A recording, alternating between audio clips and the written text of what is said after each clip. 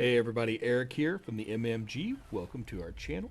Don't forget to hit that follow button and subscribe for more content. Today we're talking Anno 117 Pax Romana. This is a game we're getting an early preview for. This game's actually not releasing until Q4 of this year, and I'm very excited to be in a partnership with Ubisoft to be able to show you a little bit of game footage here. So this is, like I said, a very early look. And it also was provided to us in 1080p, so that's the max resolution. The game will be in much better resolution at release. I believe it was 4K resolution possible with it at release, so just as a heads up there. Still had a lot of fun with this game, and I thought it still looked beautiful even in the lower resolution. But with that said, let's dive in and show you a little bit of game footage here and talk about what we got to see.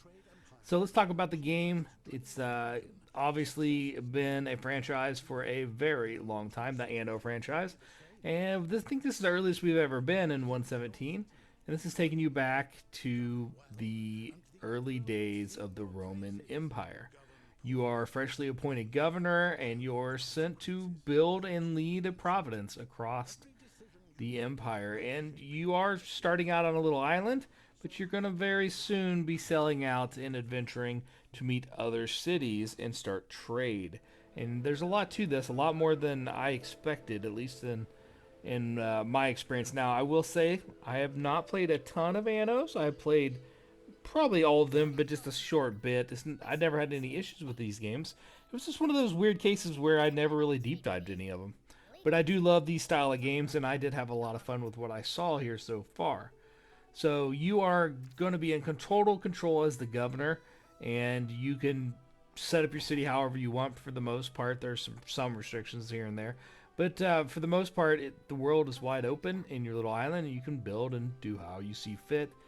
You're going to build your city using, it happens during the height of the Roman Empire, and that's where you're going to start to balance your people's needs. And you're going to obviously build up your military power. What's one thing I actually didn't get into in my preview here? We got access to this for 4 hours. I was able to play about 3 hours. I had some other commitments, so I couldn't stay on for the whole time. But I got a pretty good feel for this game. And I could have started building my army, but I didn't run into a need for it yet. And I was checking out all the other stuff, and so I never really got around to doing much of that at all. So every choice you make as a governor here matters. You're going to embrace the culture and impose Roman traditions, or however you see fit. You can build up religions. There's different religions you can pick from in the game, and there's actually a full skill tree in this game, which you can put skills in to help level up, and it helps shape the future of your citizens and the providence. So what I really liked about this builder game so far was the scale that we could play it at, and the detail, really. It had a lot of nice flexibility in it, and if you zoom in on the map, you could see the kids chasing dogs through the streets and everything else happening out throughout the world. And I really thought that was kind of a cool touch to the game itself. Another aspect I really like about this game is the menus for building. They're kind of built in to the progression as you level up and get higher levels of buildings and unlocks. It's all built in there. You don't have one menu system that has every icon here just filling up your screen and taking up all the space. It's actually embedded into that level, and I really like that aspect of it. It did take me a second to get it all figured out. I was hunting for things, and I'm like, where was that? And so it does take a second. And with that said, again, this is an early build. I don't think they had the tutorial fully fleshed out, and I'm sure all that will be fixed at release. And it wasn't anything that was challenging.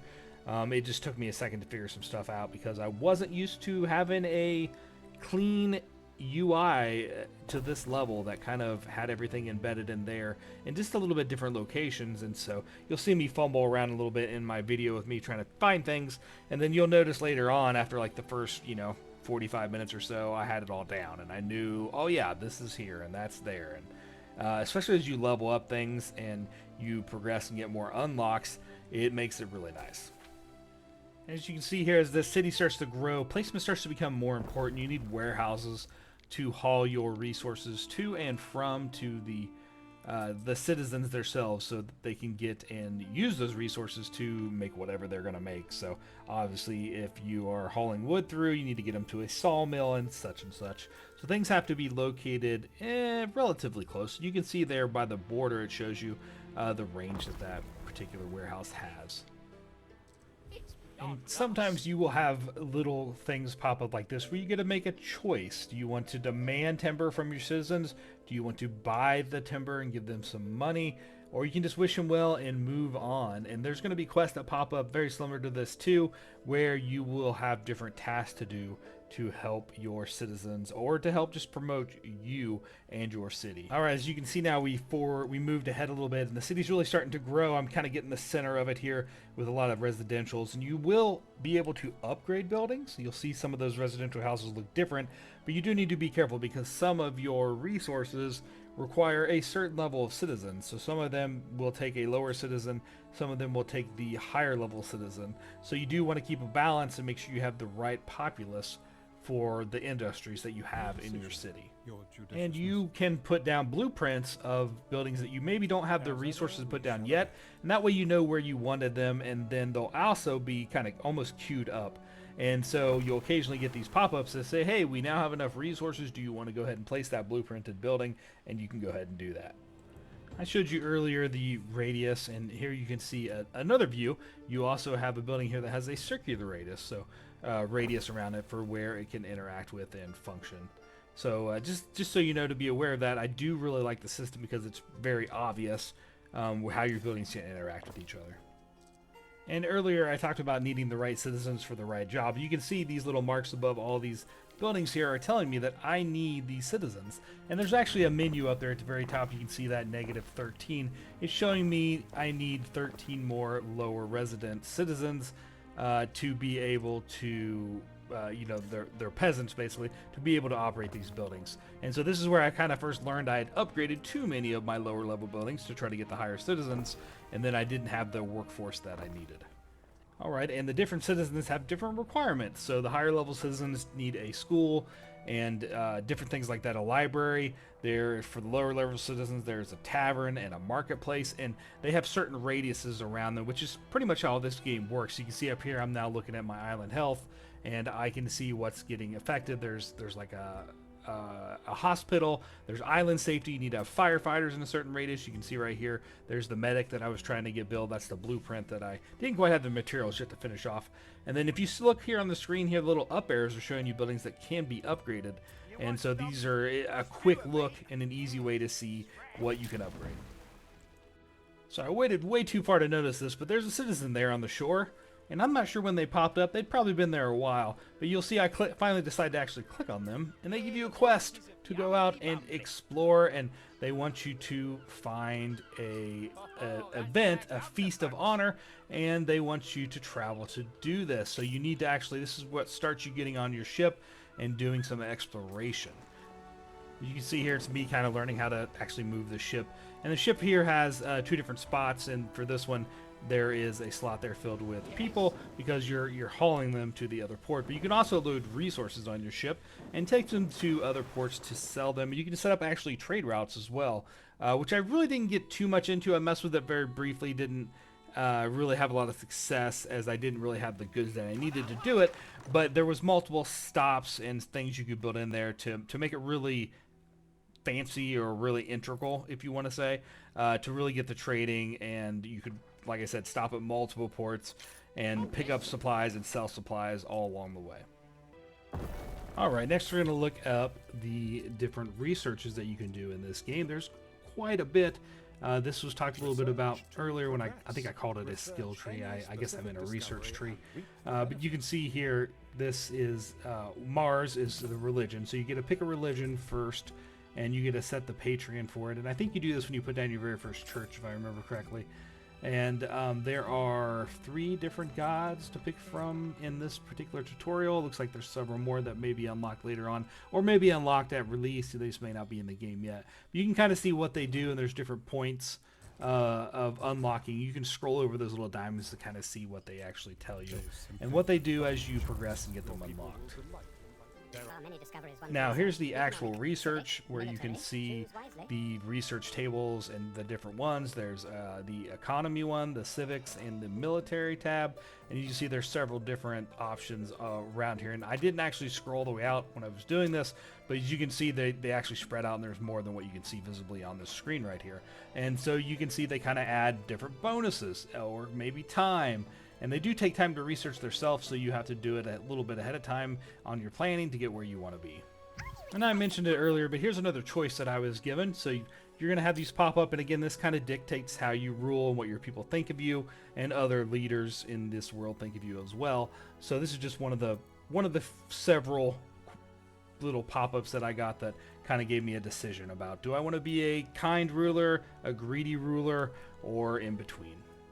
Alright, and there is diplomacy in this game, as I mentioned earlier. This is a look at the diplomacy screen, and as you can see, I'm interacting here with this gentleman, and I can take out a loan from him, actually, if I need some money. I can offer him a gift, I could request a trade treaty. There were several different things to do. I ended up sending him a gift, which I shouldn't have because I needed the money, but anyways, I digress. I was trying to check it out and see how everything worked. And you can see back here at the main menu, at this time, I currently had 2 leaders unlocked that I could interact with. Looks like there was possibly 3 more. I don't know if I would have unlocked them as I explored the map more. I didn't make as much progress on the map exploration as I intended to, but the map is actually pretty damn big.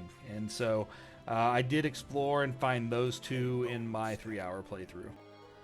And I mentioned it earlier, but here's what a trade route looks like and how you can set it up. As you can see, this is the part of the map that I had explored here, and I had found these 4 different potential ports. And then you can interact with them. You can see what goods they had and what they wanted, and what was hot, what was selling for the most. And then you set it up here with what you want to add to the trade route, what you want to pick up, and you can keep adding them, as you can see here. Then eventually you can establish the route and hopefully make profit off of it.